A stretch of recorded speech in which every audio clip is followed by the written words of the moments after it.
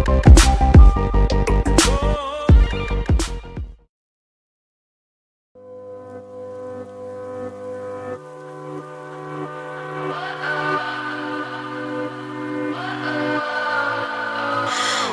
does perfect even mean?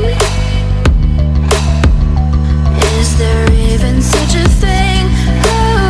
Ooh, can we switch up all the rules and imagine a utopia?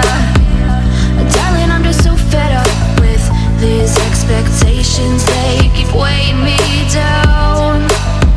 My heart is begging me to get the hell out of my head. I'm gonna live inside the upside down for a minute and pretend, honey, I'm a perfect 10. Whoa, whoa, honey, I'm a perfect 10. Whoa, whoa, and if I say it enough, it gets ingrained in my head, and I start to see, honey, I'm a perfect 10.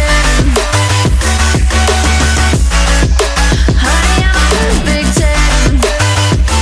Whoa, honey, I'm a perfect 10. Honey, I'm a, yeah.